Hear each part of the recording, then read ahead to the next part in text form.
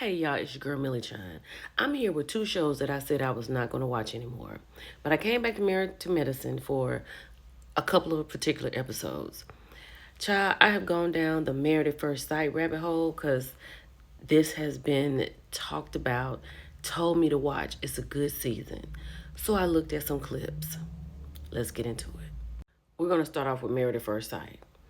After I do this, I'm actually going to go watch episode 10 and forward because this is a mess. So here's the cast, Michelle and David. This is a mess, right? They're not having bang bang. They've just had a hug. And he is already cheating. I got to get into Carla and Juan. I don't know. He said something that He said that he was out with some other people and he really did miss her. So I don't know how, I don't know. I got to get into them. So Madison and Alan. Madison is connecting better with David, Michelle's husband. I mean, they don't, do they even look compatible to you? I don't even think they look compatible. I feel like she is too much for him. Let me know if I'm right about that, but I'm going to watch it. Honestly, I'm not going to have too much to say about Camille and Thomas because everything that I've seen on the clip so far, they are perfect for each other and they're probably going to be the only ones who are going to walk away married. And then we'll see a baby in about 2 years. I like them. I think they're beautiful together. She asks some hard questions, but he wants to impress her and they just seem to have a good time from what I've seen so far. So this is what pulled me in. Emim and Ikichi. When I say horrible, he is, I'm gonna find out, did he even want to get married? Baby, what got me was at the end of the show, the letter she had and the local therapist that she found for him. Let's get into it a little bit. So David is married to Michelle, right? And he is just not, like, he's not forthcoming. He is calling ex-girlfriends that he's met on Tinder or whatever. Right? Look at this. This is him and Madison at the gym. And Keisha Knight Pulliam was asking him, like, you don't feel like that's too much? Like, you just going to you mentioned it. Y'all spend a lot of time together. He was like, no. We just like to work out. Okay.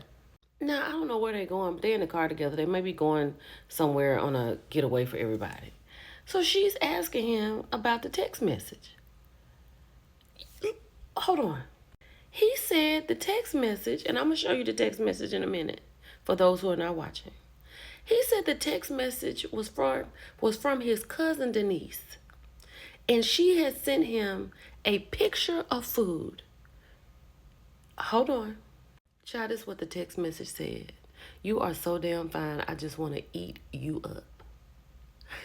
Mind you, they have only hugged. When she went and explained this to the girls, she was like, who is he talking to? for the most part. And then, as she is talking to him, he is just head rolling around, holding on to the fact that it was his cousin Denise. She sent him a picture of food and he wanted to eat it up. So she asked for the picture. Keisha Knight Pulliam asked for the picture. He could not produce it. Let's keep going. This monstrosity right here. This is the scene where they're meeting friends, right? So one of the friends said, give me 5 words that you would use to describe her. He said, beautiful, something, something, something, something. And he said aggressive. She was really, like, gotten off with. She was like, okay. Baby, so we're here at this point. They both want a divorce. Okay. She wrote him a letter. She said, to my dearly departed. I'm paraphrasing. And She was like, I would wish you well, but I'm God's favored, so my well wishes wouldn't get you any further than you are. And I wish you the worst. I'm sorry. I wish you nothing but the worst. Y'all, I got to watch it. Just really this scene. So I'm not ruining anything for myself because I'm going to dive in it. But let's move on to Married to Medicine.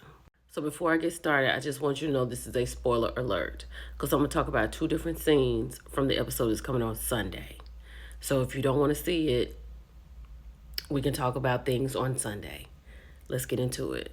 So as Phaedra is dressed in her best silk travel pajamas, right? She lets Jackie know that she's going to leave. Jackie asks the dumbest question for her to be a doctor. She said, why though? What do you mean, why though? Your mouthpiece invited her ex-husband to come on this trip. Phaedra is not trying to fool with that, right? And these ladies are exactly like, they can't get out of their bubble. Phaedra alludes to that in a few minutes. But then she said, why don't you stay and let the ladies know about their lack of support? Jackie, you know about your lack of support. You were sitting right there when the dentist said that she had invited Apollo on the trip. You not one time said, no, you need to call him and tell him do not come because you know Phaedra's on this trip and that's not going to end well.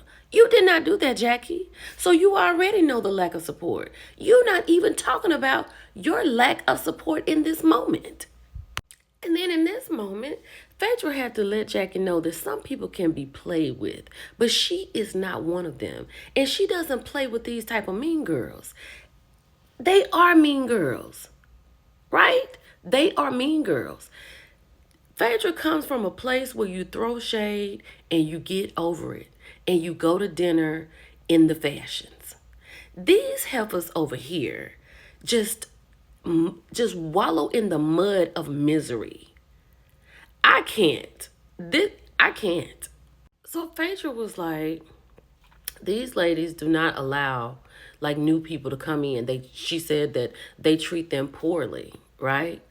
And they're kind of stuck in their four-ring circus. And for Jackie to sit here talk about let's move forward, you can't move forward with anything.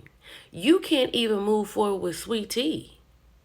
How are you asking her to stay so you can move forward and you don't even try?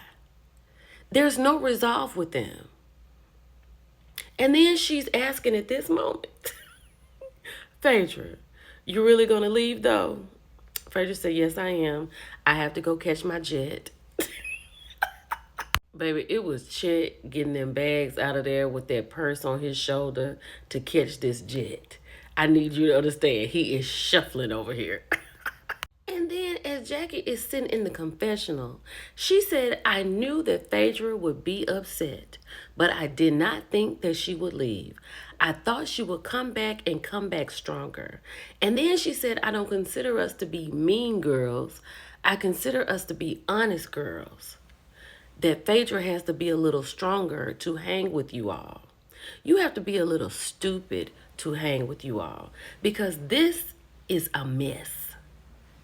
Just wallowing in the mud of misery over here at Married to Medicine because they don't want to fix anything. They don't. They just want to be with that solid four, go around in circles, have the same argument, Quad put them over to the side, then come back for another season. They don't like Quad. They spend the whole season making up with Quad. Ain't nobody got time for that. Phaedra showed them how to be a Bravo girly. You understand what I'm saying? And then next week, well, Sunday, they're going to have a problem with her leaving on a jet. I can't. But she can. I know that's right, Phaedra. So after Phaedra leaves, then they have another lemon squeeze. Let's get into it. I'm not going to talk about this whole conversation, but what I will say is Toya is a real one. She is always the one, the voice of reason. And Toya tells the truth all the time. And she talked about being a mean girl. And when she passed the bowl of lemons to the dentist, I'm not going to ruin that for y'all. We can talk about it in the comments. Bye, y'all.